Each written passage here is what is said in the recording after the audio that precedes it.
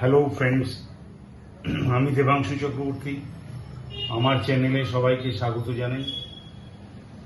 আজকের topic simple future tense advanced কথাটা দেখো আমি লিখে রেখেছি। সিম্পল ফিউচার টেন্স আমি এর আগেরটাই পার্ট 9A-তে তোমাদেরকে শ্যাল বা উইল সাবজেক্টের সঙ্গে দিয়ে simple indefinite tense, simple future indefinite tense শিখিয়েছি। এটা অ্যাডভান্স স্টেজে, এটা অনেকটা অ্যাডভান্স স্টেজে চলছে। একই জিনিস আমরা দেখবার সিম্পল টেন্সের ফরম্যাট দিয়ে করছি। আর রেজাল্ট কি? রেজাল্ট কিন্তু ফিউচারের দিকেই শো করছে। তো আমরা ফিউচার টেন্স ব্যবহার না করে ফিউচারের কাজে প্রেজেন্ট টেন্সকে এখন কাজে লাগাবো। এক্সাম্পল দিলে ক্লিয়ার হবে। অ্যাডভান্স লেভেলে এখন ইংরাজি ফিউচারকেও প্রেজেন্ট টেন্স দিয়ে বোঝানো হচ্ছে, অতএব তোমাদেরও শিখতে হবে। দেখো, প্রথম আমি 4-5টা প্রসেস তোমাদেরকে দেখাবো। ফার্স্ট হলো বি অ্যাবাউট টু। বি মানে অ্যাম, ইজ, আর, এই যে হেল্পিং ভার্ব গুলোকে বি ভার্বও বলা হয়। তো be plus about plus to plus verb 1 can be used for the immediate future. Immediate future আমি দেখো এই যে কাজটি খুব শীঘ্র ঘটবে এখানে দেখাচ্ছি, এটাই বলা হচ্ছে। ইমিডিয়েট ফিউচারের কোনো অ্যাকশন বোঝালে তোমরা বি অ্যাবাউট টু এই ফ্রেজটা ইউজ করতে পারবে। এক্সাম্পল দেখো, let us get into the train, it is about to leave. অর্থাৎ চলো ট্রেনের ভেতরে ঢুকে যাই, এটা এখনই ছাড়বে। It is about to leave, এটা এখনই ছাড়বে, খুব শীঘ্র উঠবে। এইরকম এখনই মানে হবে কাজ বোঝাতে আমরা কি করব? Be about to. এই এখানে ভালো করে আমি লিখে দিচ্ছি। বি মানে অ্যাম, ইজ, আর, তারপরে অ্যাবাউট, তারপরে টু, তারপরে V1 ভার্ব 1, যেমন গো, ওয়েন্ট, গান, গো, সেরকম ভার্ব 1। তাহলে এখানে দেখো আমি দেখিয়ে দিচ্ছি, এইটাই এই সেন্টেন্সটা দেখো লাস্টে, it is about to leave. It মানে এই ট্রেন, এই ট্রেনটাকে বোঝাচ্ছি। Train is about to leave, এটা বিভাগ, এটা অ্যাবাউট, তার সঙ্গে টু, এটা verb 1। About to verb 1 leave. পরের সেন্টেন্সটায় আসো, একই বি অ্যাবাউট টু দিয়ে, do not go out now, এখন বাইরে যেও না। We are about to have lunch, আমরা এখনই লাঞ্চ করব। লাঞ্চ মানে দুপুরের খাবারকে লাঞ্চ, রাত্রিরের ডিনার, সকালে ব্রেকফাস্ট। তো এটা বলছে যে এখন বাইরে যেও না, don't go out now. We আর, এই যে বি ভার্বের আর এসছে এখানে, উই এর সাথে আর হবে। হ্যাঁ, এখানে কি ছিল? ইজ, ইটের সাথে ইজ হয়েছে, এটা হয়েছিল। এখানে এইটা অ্যান্ডটা, সরি আরটা হচ্ছে প্লুরাল নাম্বার বলে, যেহেতু উই প্লুরাল নাম্বার আর। তো উই আর বি ভার্ব এসে গেল। বি অ্যাবাউট টু, এটা হলো মেন ভার্ব। এখানে হ্যাভ, হ্যাভটা হলো মেন ভার্ব, মনে রাখবে। হ্যাভ মানে খাওয়াও বোঝায়, হ্যাভ মানে অনেক কিছু হয়। হ্যাঁ, হ্যাভ মানে এখানে খাওয়া বোঝাচ্ছে। টেক মানেও খাওয়া বোঝায়, ঠিক আছে। হ্যাভ মানে অনেক কিছু বোঝায়, সময় পাস করাও বোঝায় হ্যাভ মানে। তো হ্যাভের মাল্টিপল ইউজ আছে।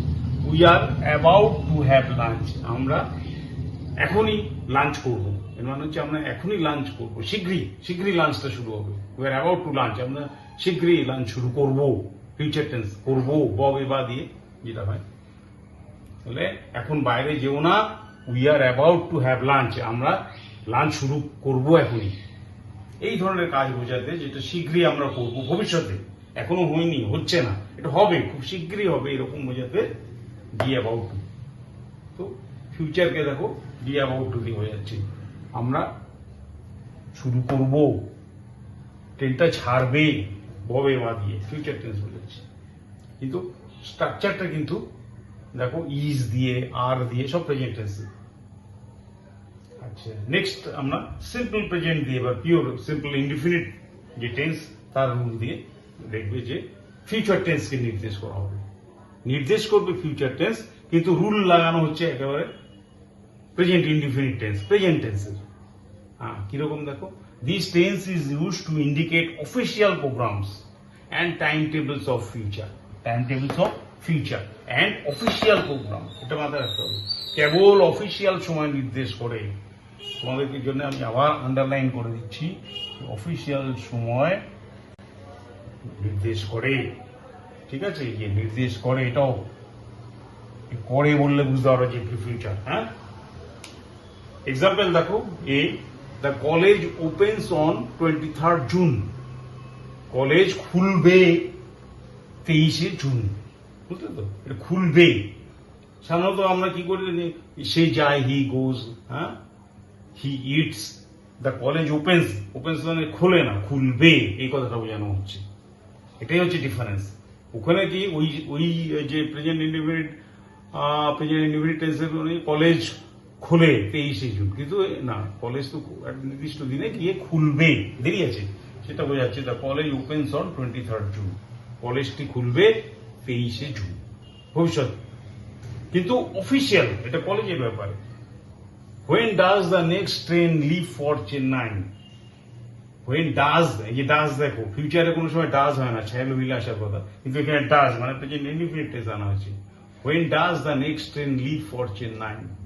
হ্যাঁ, কখন নেক্সট ট্রেনটা ছাড়বে, ববে বা। কিন্তু দেখো, ববে বাকে বোঝাচ্ছে ছাড়বে কখন, প্রেজেন্ট টেন্স দিয়ে, ডাজ দিয়ে, এখানে লিভ, হ্যাঁ, V1। ঠিক আছে, এই ডাজ কোশ্চেন না হলে দ্য নেক্সট ট্রেন লিভস, হ্যাঁ, অ্যাট 9 PM, এরকম হতো। The next train leaves at 9 PM, এরকম বোঝাতো। কোশ্চেন করার জন্য ডাজ লিভ হয়ে গেছে। ঠিক আছে, তার মানে কখন ছাড়বে, ফিউচারের সময়কে বোঝানো হচ্ছে ডাজ দিয়ে। তবে কি এটা মাথায় রাখতে হবে, এটা কেবল অফিসিয়াল সময়, নিজে কখন বাড়ি যাব তা বললে কিন্তু হবে না, বা রাম আসবে কখন, এই ধরনের কেসে কিন্তু এইগুলো করলে ভুল হয়ে যাবে। বুঝলে তো, এগুলো কেবল অফিসিয়াল। এই যে কলেজ খুলছে, এটা অফিসিয়াল টাইম, হ্যাঁ, এটা মোটামুটি সারা দুনিয়ার লোক জানে। তারপরে নেক্সট ট্রেন কখন যাবে, সারা ভারতের লোক জানে। এই ধরনের জিনিসগুলো অফিসিয়াল ইউজ। তোমার ব্যক্তিগত ব্যাপার না, তুমি কখন খাবে বা রাম কখন শোবে, এই ধরনের না। কিন্তু মাথায় রাখবে যে কেবল অফিসিয়াল টাইম, যেটা অনেকেই জানে, অফিসিয়াল টাইম, সেইটা ফিউচারকে বোঝানো হচ্ছে প্রেজেন্ট টেন্সের মাধ্যমে। এই যে ওপেন্স, এটা ইনডিফিনিট টেন্স, গোজ, হ্যাঁ, এখানে ডাজ, সাধারণত ডু ডাজ, এগুলো কোশ্চেন মার্ক করতে আসে, যে কোশ্চেন মার্কের জন্য ইউজ হয়। এগুলো কিসে ইউজ হয়, প্রেজেন্ট ইনডিফিনিট টেন্সে। কিন্তু এখানে কিভাবে দেখাচ্ছে, এখানে দেখাচ্ছে ফিউচার, কখন যাবে, দেরি আছে যাওয়ার, ভবিষ্যতে যাবে। কলেজ খুলবে 23শে জানুয়ারি, দেরি আছে এখনো। প্রেজেন্টে কিন্তু এই দেরিতে থাকে না, ইমিডিয়েট বোঝানো হয়। আচ্ছা, আমি নেক্সট আমি এতে আসি, 3 নম্বরে আসবো। ঠিক আছে, এরই আর একটা ভাগে আসি। এছাড়াও সিম্পল প্রেজেন্ট টেন্সের ব্যবহার দেখো হচ্ছে কোথায়, কন্ডিশনাল ক্লজ ও অ্যাডভার্বিয়াল টাইম ক্লজ এর সাথেও এই প্রেজেন্ট টেন্সের ব্যবহার হয়। এবং দেখায় কি, সেটা প্রেজেন্ট টেন্সটা কি দেখাচ্ছে, প্রেজেন্টকে দেখাবে না, দেখাবে ফিউচার সময়। প্রেজেন্ট টেন্স ইউজ হবে কিন্তু দেখাবে ভবিষ্যতের সময়। সেটা উদাহরণ দিয়ে আমি ক্লিয়ার করছি, দেখো। হ্যাঁ, কন্ডিশন গুলো মনে হবে, একটা হচ্ছে কন্ডিশনাল ক্লজ মানে ইফ ক্লজ, আর হচ্ছে অ্যাডভার্বিয়াল ক্লজ। অ্যাডভার্বিয়াল ক্লজ মানে সময় বোঝাবে, বুঝলে তো, হোয়েন দিয়ে কোশ্চেন করলে এই সমস্ত দিয়ে যা রিপ্লাই আসবে সেটা হচ্ছে অ্যাডভার্বিয়াল ক্লজ। তো এখানে দেখো, ইফ ক্লজ দিয়ে প্রথমটা দেখানো হচ্ছে কন্ডিশনাল একটা, আই ওয়ন্ট গো, আমি যাব না, ইফ ইট রেন্স, যদি বৃষ্টি হয়। I won't go if it Reigns, কারণ এটাও কিন্তু ভবিষ্যতের, যদি আগে গিয়ে বৃষ্টি হবে তাহলে আমি যাব না। হ্যাঁ, এখন ভাবছি যেতেও পারি, কিন্তু যদি বৃষ্টি হবে তো যাব না। মানে হচ্ছে যদি বৃষ্টি হবে তো, কবে হবে তার ঠিক নেই, যদি বৃষ্টি হবে তো আই ওয়ন্ট গো, আমি যাব না। তাহলে দেখো, ইফ ইট রেন্স মানে যদি ভবিষ্যতে বৃষ্টি হয় তাহলে কিন্তু আমি যাব না, এটা বোঝাচ্ছে, ভবিষ্যতের কথা বোঝাচ্ছে ইফ ইট রেন্স। আর একটা দেখো, can I have some milk, আমি কি কিছু দুধ খেতে পারি, পাবো, এখানে পাবো কথা বোঝাচ্ছে। Can I have some milk, আমি কি কিছু দুধ খেতে পারবো। Before I go to bed, শুতে যাওয়ার আগে, ঘুমোতে যাওয়ার আগে, before I go to bed, ঘুমোতে যাওয়ার আগে, can I have some milk, আমি কি কিছু দুধ খেতে পারবো, পাবো। তাহলে এখানে কি বোঝাচ্ছে, সকালবেলায় উঠেই হয়তো সে তার তন্ময়দার মাকে জিজ্ঞেস করছে যে মা আমার কিন্তু দুধ খাওয়ার অভ্যেস আছে শুতে যাওয়ার আগে, তা আমি দুধ পাবো তো? সকালবেলাই বলছে রাত্রির কথা, বুঝলে তো, রাত 12টায় হয়তো শোবে, বলছে আমি দুধ পাবো তো 12টার সময়। কন্ডিশনাল ক্লজ মানে ইফ ক্লজ, আর হচ্ছে অ্যাডভার্বিয়াল ক্লজ। অ্যাডভার্বিয়াল ক্লজ মানে সময় বোঝাবে, বুঝলে তো, হোয়েন দিয়ে কোশ্চেন করলে এই সমস্ত দিয়ে যা রিপ্লাই আসবে সেটা হচ্ছে অ্যাডভার্বিয়াল ক্লজ। তো এখানে দেখো ইফ ক্লজ দিয়ে প্রথমটা দেখানো হচ্ছে কন্ডিশনাল একটা, আই ওয়ন্ট গো, আমি যাব না, ইফ ইট রেন্স, যদি বৃষ্টি হয়। I won't go if it Reigns, কারণ এটাও কিন্তু ভবিষ্যতের, যদি আগে গিয়ে বৃষ্টি হবে তাহলে আমি যাব না।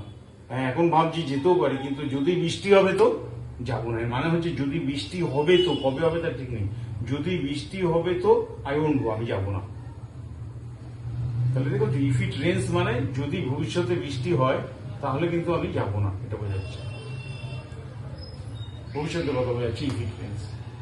আর একটা দেখো, can I have some milk, আমি কি কিছু দুধ খেতে পারি, পাবো, এখানে পাবো কথা বোঝাচ্ছে, can I have some milk, আমি কি কিছু দুধ খেতে পারবো, before I go to bed, শুতে যাওয়ার আগে, ঘুমোতে যাওয়ার আগে, ঘুমোতে যাওয়ার আগে, before I go to bed, ঘুমোতে যাওয়ার আগে, can I have some milk, আমি কি কিছু দুধ খেতে পারবো, পাবো। তাহলে এখানে কি বোঝাচ্ছে, সকালবেলায় উঠেই হয়তো সে তার তন্ময়দার মাকে জিজ্ঞেস করছে যে মা আমার কিন্তু দুধ খাওয়ার অভ্যেস আছে শুতে যাওয়ার আগে, তা আমি দুধ পাবো তো? সকালবেলাই বলছে রাত্রির কথা, বুঝলে তো, রাত 12টায় হয়তো শোবে, বলছে আমি দুধ পাবো তো 12টার সময়, সেটা জিজ্ঞেস করছে Tanmoy, can I have some milk before I go to bed, রাত্রিরে গিয়ে দুধটা পাবো তো মা শুতে যাওয়ার আগে, সেইটা বোঝাতে হবে যে পাবো তো before I go to bed, আমি যখন ঘুমোতে যাব, before I go to bed মানে আমি যখন ঘুমোতে যাব, ভবিষ্যৎ, আমি যখন ঘুমোতে যাব সেই সময়ে দুধ পাবো তো, can I have some milk, সেই সময়টা কি দেরি আছে, before I go to bed, সেটা কিন্তু প্রেজেন্ট দিয়ে বোঝানো হচ্ছে। প্রেজেন্ট দিয়ে সাধারণত রুটিন জব বোঝানো হয়, কিন্তু এটা ভবিষ্যৎকে নির্দেশ করে দিল। আশা করি তোমরা বুঝেছো এটা সিম্পল প্রেজেন্ট টেন্স দিয়ে কিভাবে ব্যবহার হয়। আগেও উদাহরণ দিয়েছি তোমাদেরকে, এটাও ক্লজের উপরে, সব কমপ্লেক্স সেন্টেন্স, অ্যাডভার্বিয়াল ক্লজের উপরে। এইবার আমাদের শুরু হচ্ছে প্রেজেন্ট কন্টিনিউয়াস টেন্স দিয়ে, এতক্ষণ ধরে সিম্পল প্রেজেন্ট দিয়ে, এবার প্রেজেন্ট ইনডিফিনিট টেন্সের উপরে বলা আছে। এখন প্রেজেন্ট কন্টিনিউয়াস টেন্স দিয়েও ভবিষ্যৎকে বোঝানো হয়। This tense is used when we talk about something that we have planned to do in the future, অর্থাৎ আমরা যখন প্ল্যান করেছি নিজেরা কিছু কাজ করব ভবিষ্যতে গিয়ে, তখন ভবিষ্যতে গিয়ে করব। যেমন পরে আমি এক্সাম্পল দিয়ে দেখাবো, ধরো Rambabu is going to come tomorrow, রামবাবুর প্ল্যান আছে। হ্যাঁ, তো এই ধরনের আমরা যখন ব্যক্তিগত প্ল্যান করি ভবিষ্যতের ব্যাপারে, এবং সেই কাজটাকে বোঝানোর জন্য আমরা এই টেন্স হুবহু প্রেজেন্ট কন্টিনিউয়াস টেন্স, অর্থাৎ subject plus am is are plus verb plus ING, যেটা তোমাদেরকে আমি দেখিয়েছি প্রেজেন্ট কন্টিনিউয়াস টেন্সের ভিডিওতে, এই রুল, সেই রুল দিয়ে তখন ওতে কি নিয়ম ছিল, আমি ভাত খাচ্ছি, সে বাড়ি যাচ্ছে, হি ইজ গোয়িং টু হোম, এগুলো সব এগুলো বর্তমান সময়কে বোঝাতো। কিন্তু এখন ভুল ওই থাকবে, কিন্তু বোঝাবে ফিউচার টাইমকে, সেটা আমি এক্সাম্পল দিয়ে ক্লিয়ার করছি। দেখো, আমি বলতে চাই যে প্রেজেন্ট কন্টিনিউয়াস টেন্সের মাধ্যমে তোমরা কিভাবে ফিউচার টেন্সকে নির্দেশ করবে, অর্থাৎ ভবিষ্যতের কাজ বোঝাবে, কিন্তু ফরম্যাটটা হবে প্রেজেন্ট কন্টিনিউয়াস টেন্স। মানে এর ফরম্যাট তোমরা জানো নিশ্চয়ই, am, is, are plus main verb plus ING, present continuous tense. এখন প্রেজেন্ট কন্টিনিউয়াস আমরা বোঝাই কি সে যাচ্ছে, আমি খাচ্ছি, এরকম, কিন্তু এখানে তা সেরকম বোঝানো হয়। এখানে ভবিষ্যতে গিয়ে, যেমন দেখো এক্সাম্পল দিয়েছি, রামবাবু ইজ অ্যারাইভিং হিয়ার, ও আসবে পরের সপ্তাহে, he will come, Rambabu will কামও বলতে পারবো এখানে। সেটা না বলে কি বলছি, উইল কাম না বলে ইজ অ্যারাইভিং বা is coming here next week. দেখো ইজ, এটা হচ্ছে প্রেজেন্ট কন্টিনিউয়াস ফর্ম, এটা এই যে am, is, are plus main verb plus ING, এটা হচ্ছে প্রেজেন্ট কন্টিনিউয়াস টেন্স। কিন্তু আমি বোঝাচ্ছি কি 7 দিন পরে আসবে, প্রেজেন্ট কন্টিনিউয়াস। হ্যাঁ, they are taking part in the examination in October 24। এটা চলছে এখন জুলাই, এখনো 2-3 মাস বাকি আছে, আগস্ট, সেপ্টেম্বর, অক্টোবর। সেই 3 মাস পরে গিয়ে এক্সামে পার্টিসিপেট করবে। সেটা বলছি কিভাবে, প্রেজেন্ট কন্টিনিউয়াস টেন্সে। প্রেজেন্ট কন্টিনিউয়াস টেন্সে কি আমরা বুঝেছিলাম যে এখন কাজটা চলছে, আরো কিছুক্ষণ চলবে, কিন্তু দেখো এটা বলছে কি, দে আর টেকিং পার্ট, আর আছে প্লাস মেন ভার্ব টেক, তার সঙ্গে আইএনজি। এটা পুরো কন্টিনিউয়াস টেন্সের ইয়ে হুবহু। They are taking part in the examination in October 24। অক্টোবর 2024 অক্টোবরে গিয়ে তারা পরীক্ষায় বসবে। দে আর টেকিং পার্ট, পরীক্ষায় বসবে, পরীক্ষা দেবে। এখন অনেক দেরি আছে, কিন্তু এটাকেও প্রেজেন্ট কন্টিনিউয়াস টেন্সে আর প্লাস মেন ভার্ব আইএনজি ফিউচারকে বোঝাচ্ছে। উপরের কাজগুলিতে দ্রুততা বোঝায় না এবং সিদ্ধান্তগুলি ব্যক্তিগত। এটা হলো মেন পয়েন্ট। কাজগুলি আরামসে হচ্ছে এবং যে সিদ্ধান্ত ব্যক্তিগত সিদ্ধান্ত, এটা কোনো জবরদস্তি কিছু না, বা এটা কোনো অফিসিয়াল নয়, এটা পার্সোনাল ব্যাপার। সে বসতেও পারে, নাও আসতে পারে এখানে নেক্সট উইকে, নাও আসতে পারে। পরীক্ষা হবে, তো ব্যক্তিগত সিদ্ধান্ত। আগে একবার তোমাদেরকে আমি বুঝিয়েছিলাম যে প্রেজেন্ট ইয়েতে ইনডিফিনিট টেন্সে the college opens in July, সেটা কিন্তু অফিসিয়াল সিদ্ধান্ত ছিল, আর এগুলো কিন্তু ব্যক্তিগত সিদ্ধান্ত। এই হচ্ছে পার্থক্য। এখানে হচ্ছে পুরো হুবহু একেবারে প্রেজেন্ট কন্টিনিউয়াস টেন্স, সেটা ছিল প্রেজেন্ট ইনডিফিনিট টেন্স, ওপেন্স, গোজ, এই ধরনের। হ্যাঁ, এবার আমরা আসি আরেকটা 4 নম্বর, দেখো গোয়িং টু ফরম্যাট। কোথায় আমরা গোয়িং টু ফরম্যাট ইউজ করছি? We use this format when we have decided to do something before talking about। কথা বলার আগে আমরা ডিসিশন নিয়ে নিয়েছি কি করব, তোমাকে জানাচ্ছি তার আগেই আমি ডিসিশন নিয়ে নিয়েছি। এটা এরকম, অর্থাৎ প্ল্যানটা অনেক আগে থেকেই তৈরি আছে, অ্যাকশনটা হতে দেরি আছে, এবং আমি যে ডিসিশনটা ফার্ম ডিসিশন নিয়ে নিয়েছি। দেরি আছে, but action definitely will take place, এরকমই বোঝাচ্ছে। এমন ধরো এক্সাম্পল, গোয়িং টু ফরম্যাটটা দেখো, going to, I am going to plus V1 হবে, ঠিক আছে। I am going to resign the job, আমি চাকরিটা ছেড়ে দেবো।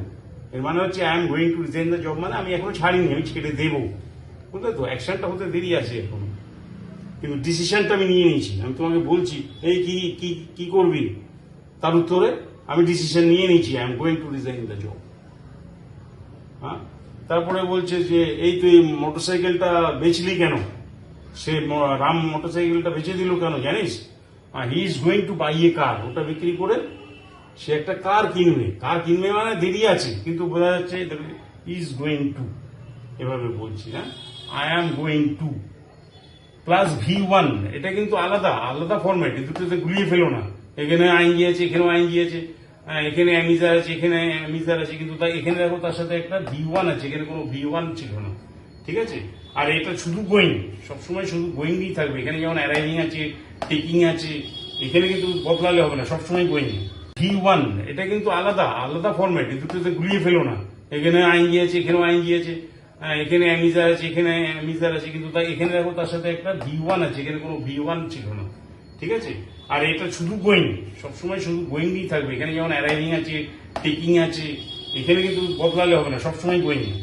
হ্যাঁ, আর এখানে V1 আছে, এখানে কোনো V1 নেই, দুটো আলাদা। এটা একদম প্রেজেন্ট কন্টিনিউয়াস টেন্স, এটা কিন্তু একদম প্রেজেন্ট কন্টিনিউয়াস টেন্স নয়। এখানে দেখো প্রেজেন্ট কন্টিনিউয়াস টেন্স, তার সঙ্গে গোয়িং এর পরে বাই আছে, রিজাইন আছে, বদলে যাচ্ছে, V1 হচ্ছে। তাহলে এটা বুঝতে পারলে যে ভবিষ্যতের একটা ডিসিশন নিয়ে নেওয়া হয়েছে, সেটা কি ডিসিশন নেওয়া হচ্ছে সেটা এখনই বলে দেওয়া হচ্ছে, কিন্তু কাজটা হবে পরে গিয়ে। এরকম বোঝালে I am going to resign, আমি ডিসিশন নিয়ে নিয়েছি, রিজাইন নেবো। He is going to buy a car, সে একটা কার কিনবে, ডিসিশন নিয়ে নিয়েছি, কিন্তু কেনা দেরি আছে। দেখো এই গোয়িং টুর ব্যাপারটা একটু আলাদা। এটা কি নিশ্চিতভাবে কিছু ঘটবে বা অতি শীঘ্র ঘটতে চলেছে, ঘটবে এমন অ্যাকশন বোঝাতেও গোয়িং টু এর ব্যবহার হয়। এক্সাম্পল দিয়ে দেওয়া হয়েছে, দেখো, ইট is going two rain, look at the clouds. It is going two rain, full stop, look at the clouds. মেঘের দিকে দেখো, সাংঘাতিক মেঘ হয়েছে, ইট ইজ গোয়িং টু রেইন, নিশ্চিত বৃষ্টি হবে এবং শীঘ্রও হবে, এরকম বোঝাতে নিশ্চিত হবে এবং খুব শীঘ্রই হবে, ঘটবে, এরকম বোঝাতে ইট ইজ গোয়িং টু রেইন। এটা ভবিষ্যতে এখনো হয়নি, হবে, কিন্তু আমরা কি প্রেজেন্ট টেন্স কন্টিনিউয়াস টেন্স কি হচ্ছে অনেকক্ষণ আগের থেকেই শুরু হয়েছে এটা তা নয়, এটা শুরুও হয়নি না হচ্ছে, হতে চলেছে, ভবিষ্যতে হবে। এই ভবিষ্যৎ বোঝাচ্ছে গোয়িং টু দিয়ে।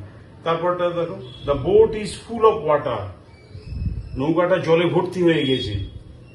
ইট ইজ গোয়িং টু সিঙ্ক, এটা ডুবতে চলেছে, এটা শীঘ্রই ডুবে যাবে, এরকম হয়েছে, খুব শীঘ্রই ডুবে যাবে, এখনো ডুবেনি, খুব শীঘ্রই ডুবতে চলেছে, ভবিষ্যতের কথা বোঝানো হচ্ছে গোয়িং টু দিয়ে।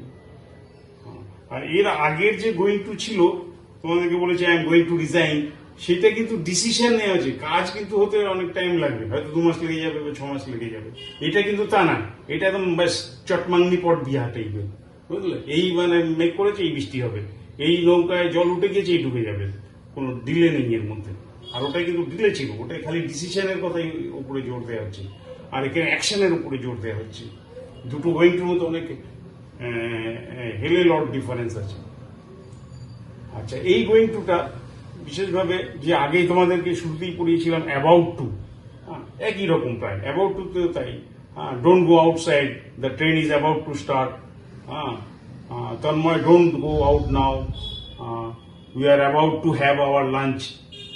এই অ্যাবাউট টু আর গোয়িং টু প্রায় একই, এটা একটা খুব নিশ্চিত প্রমাণ দিয়ে দেওয়া হচ্ছে, আর ওটা এমনি বলা হচ্ছে, কিন্তু দুটোর অ্যাকশন এবং মিনিং প্রায় সমার্থক এই দুটো।